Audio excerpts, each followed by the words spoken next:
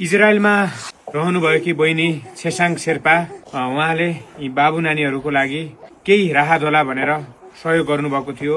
अहिले हामी बाजुरा जिल्ला हिमाली गाउँपालिका वडा नम्बर 5 बच्छेमा रहेको सरस्वती आविमा अध्ययनरत बाबु नानीहरूको लागि न्यानो कपडा ट्र्याक सुट वितरण गरिसकेका छौँ।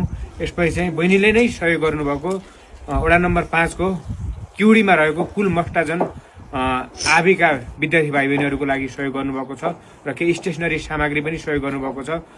बहिनीका साथीले स्टेसनरी सामग्री सहयोग गर्नुभएको थियो। त्यो सहयोग चाहिँ हामी अब उता गर्नेछौँ।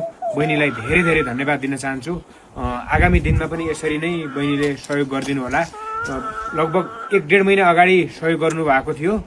बीचमा चुनाव भयो, आचार संहिता लागू भयो, त्यसको कारणले गर्दा बाँड्न सकेका थिएनौँ। अहिले चाहिँ बाँडेका छौँ। हाम्रो प्रधानाध्यापक हुनुहुन्छ पदम बहादुर मलाल, अनि वडा अध्यक्षज्यू हुनुहुन्छ हाम्रो वडा नम्बर 2 को वडा अध्यक्ष जुझारु युवा नेता रणबहादुर बुढाज्यू हुनुहुन्छ। अनि यो चाहिँ मलाई सुरुमा समन्वय गराउने हामीले धेरै विद्यार्थी भाइ बहिनीहरूलाई चाहिँ अगाडि जाम्माला गुरु भङ्कङले सहयोग गर्नुभएको थियो। उहाँले गर्नुभएको त्यो सहयोग यहाँ ल्याएर चाहिँ वितरण गरिसकेका थियौँ। राज मलाल हुनुहुन्छ, उहाँले चाहिँ समन्वय गर्नुभएको थियो र मैले माथि चाहिँ अनुरोध गरिसकेपछि जाम्माला ग्रुपको सरले चाहिँ कृष्ण सरले सहयोग गर्नुभएको थियो। र छुटेका विद्यार्थी भाइ बहिनीहरूको लागि चाहिँ अहिले हामीले सहयोग गरेका छौँ। सबैजना विद्यार्थी भाइ बहिनीहरूले ट्र्याक सुट पाइसकेका छन्। यी भाइ बहिनीहरू धेरै टाढादेखि लगभग घन्टौँ लगाएर त्यहाँबाट हिँडेर विद्यालय आउनुपर्ने अवस्था छ। यहाँका विद्यार्थीहरू पनि 2-3 घन्टा हिँडेर रुगिन जानुपर्ने अवस्था छ। त्यसरी पढिराखेका छन्। अझै भाइ बहिनीहरूको लागि चप्पल भयो, अझै स्टेसनरी सामग्रीहरू चाहिँ तपाईँहरू जति पनि सहयोगीदाता हुनुहुन्छ हिमाली गाउँपालिकाका धेरै विद्यालयमा सहयोग गर्नुभएको छ।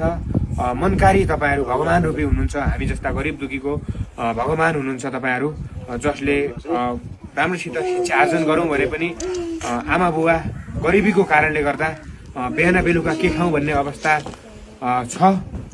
त्यसैले पनि धेरैजनाले चाहिँ शिक्षा आर्जन गर्न सकेका छैनन्, शिक्षा आर्जनबाट वञ्चित भएका छन्। ती बाबु नानीहरूको शिक्षामा केही टेवा पुगाउने उद्देश्यका साथ तपाईँले सहयोग गर्नु भएको छ। यहाँ पनि अझै जुत्ता, टोपी लगायतका सामग्रीहरू चाहिँ तपाईँहरूले सहयोग गरिदिनु होला पनि भन्न चाहन्छु। र छेसाङ बहिनीलाई चाहिँ फेरि पनि धेरै धेरै धन्यवाद दिन चाहन्छु। धन्यवाद।